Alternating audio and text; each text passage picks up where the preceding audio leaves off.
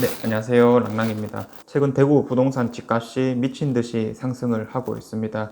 사실상 이러한 집값 상승에 대해서 새롭게 나올 만한 대책은 없다라는 측면에서 결국 조정 대상 지역이 될 수밖에 없는 상황이 발생할 수도 있을 것 같습니다. 사실상 이 조정 대상 지역이 된다는 것은 여러 가지 심사를 거친 후에 정책 결정자들이 결정하는 것이다 보니 이게 뭐 확실히 된다, 안 된다의 측면보다는 충분히 나올 수도 있는 상황이 갖추어졌기 때문에 여기에 대해서 한번 생각해보고 또 대구에 있어서 어떤 변화가 이루어질지 미래를 한번 그려보도록 하겠습니다. 오늘도 제가 간단하게 파워포인트를 준비했는데 대구가 조정 대상 지역이 된다면 이라는 제목으로 한번 준비를 해봤고요. 현재 부동산 가격들이 걷잡을 수 없는 산불에 비유되고 있습니다.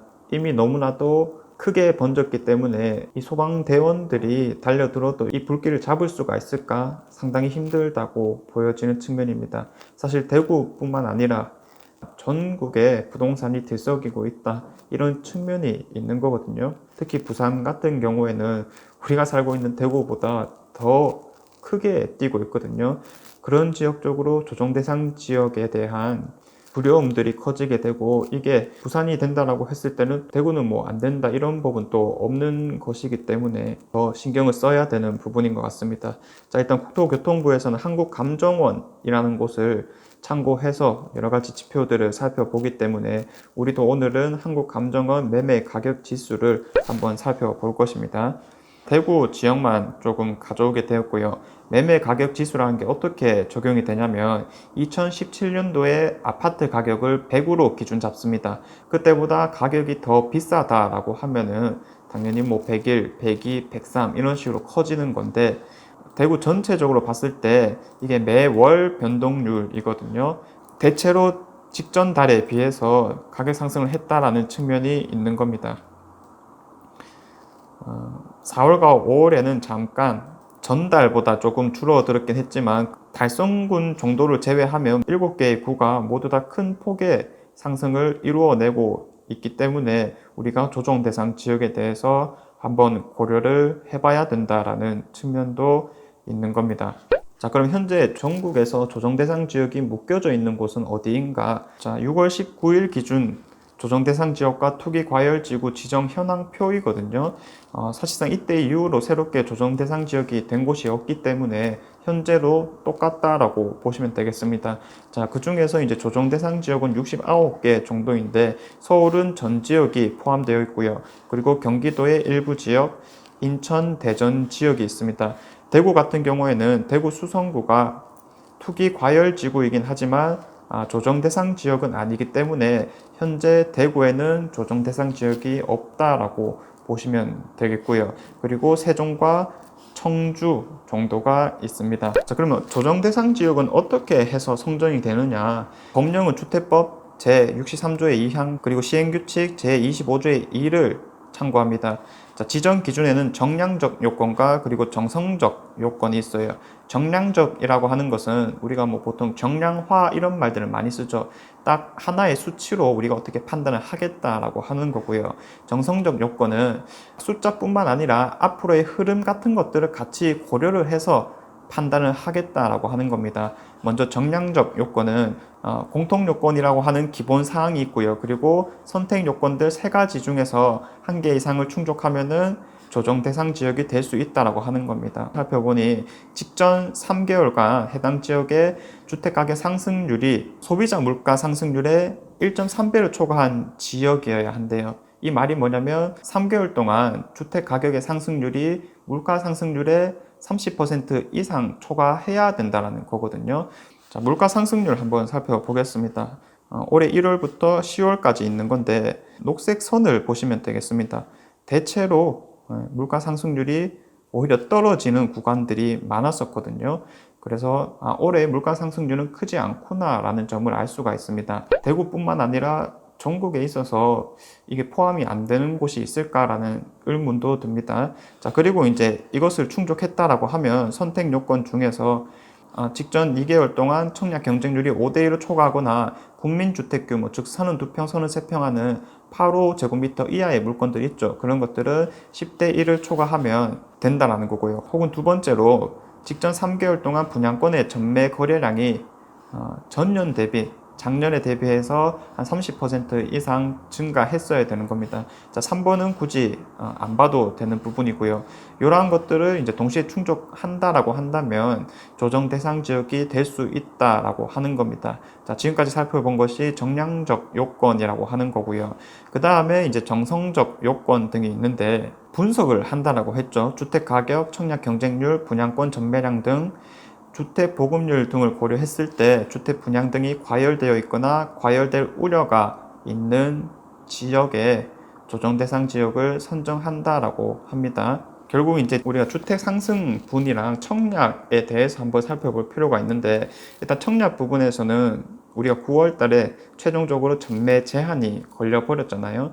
그 이후에 분양되는 것들은 아무래도 분양 경쟁률이 조금 떨어질 수 있겠다라는 측면이 있는 건데, 이러한 자료들이 한 3개월 정도 쌓인 후에는 정말로 기준을 충족할 수 있는 몇몇 지역들이 생겨날 수도 있지 않겠는가, 이런 생각도 조금은 들고요. 자, 그러면 우리 대구에서 좀 위험한 곳은 어디일까 살펴보겠습니다. 한국감정원을 기준으로 봤을 때 1년 누적 상승률이 큰 곳들을 한번 살펴봤거든요. 아까 우리가 봤던 매매 가격 지수 바로 옆에다가 1년 누적 변동률을 한번 계산해 보았습니다. 자, 그래서 대구 전체적으로는 한 3.84 정도의 변동률이 있었고요. 가장 높은 변동률을 보인 곳이 가장 비쌌던 수성구였습니다. 8.22 정도의 변동률을 가졌다라는 거고, 그 다음 순서를 살펴보면 서구가 5.85로 높았고, 그 다음 달서구 5.69, 중구 4.78 순이었습니다. 자, 그렇게 봤을 때 수성구, 서구, 달서구, 중구 순으로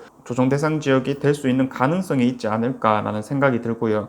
다만 여기서 한 가지 더 고려해 볼 것은, 이제까지도 조정 대상 지역이라든지 선정된 곳들이 많았잖아요.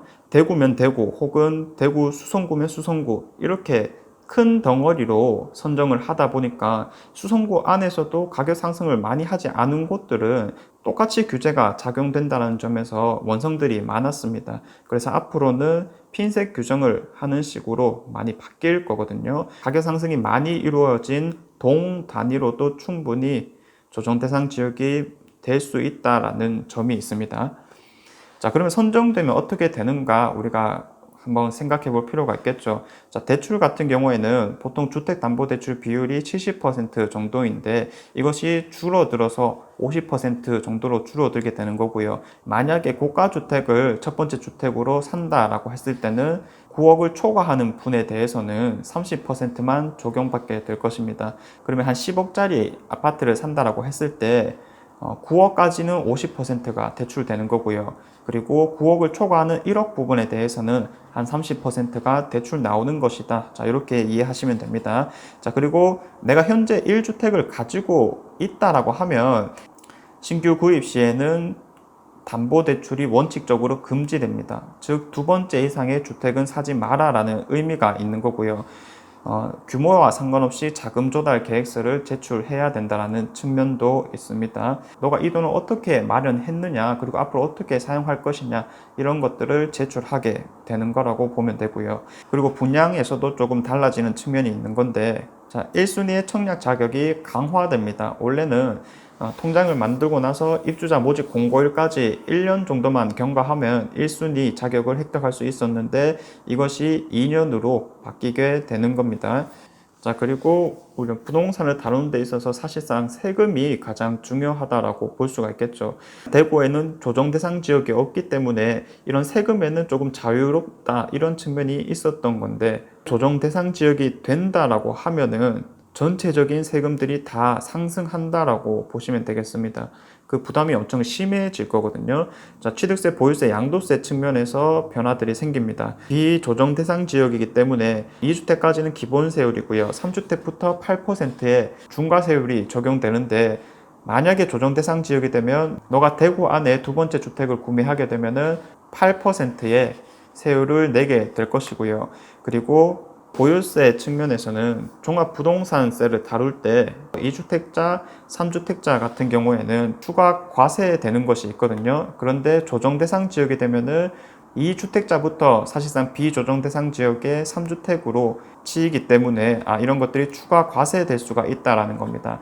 자, 그리고 세부담 상한이라는 게 있는데 전년 대비해서 너무 많이 오르면 너는 딱 이까지만 내라라고 해서 제가 저번 시간에 영상 올린 것들이 하나 있었거든요. 금액 기준으로 이제 뭐 한 6억 정도를 초과한다라고 하면 130% 상한선이 있는 건데 그러한 것들이 모두 상향되어서 300%까지 세부담 상한선을 둔다라는 겁니다. 그러면 늘어난 세금을 고지 곧대로 내야 된다라는 측면이 있는 거고요. 자, 그 다음에 양도세 측면에서도 우리가 살펴볼 것이 있습니다. 자, 1세대 1주택 비과세 요건이 강화됩니다. 지금은 고가주택이 아닌 부분에 대해서 2년만 보유하고 있으면 되는데 이것들이 거주 요건으로 바뀌게 되는 겁니다. 내가 꼭 살아야 된다, 즉 실거주를 해야 된다라는 측면이 있는 거고요. 그 다음에 다주택자 양도소득세가 중과됩니다.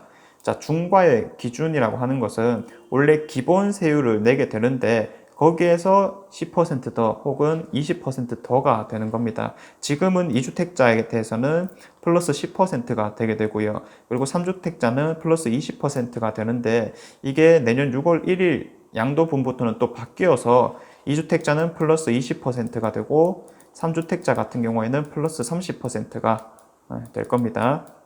자, 즉 세금은 전체적으로 다 상승하는 것이다 라고 볼 수가 있겠고요.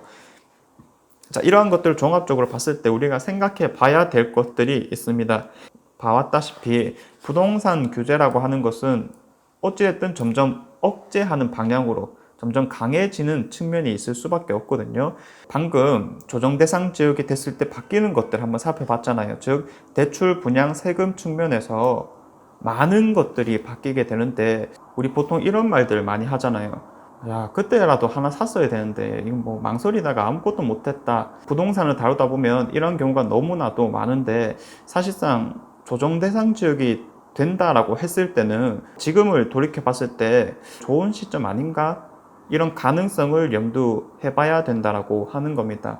왜냐하면 부동산 규제는 강해질 수밖에 없기 때문에 어쨌든 바뀌는 것들에 조금 초점을 맞춰서 나는 현재 어떻게 할 수 있는 것이 가장 최선일까를 잘 고민하시길 바라겠습니다. 네, 이상 랑랑 부동산 재테크였고요. 다음에는 더 좋은 소식으로 찾아오도록 하겠습니다. 감사합니다.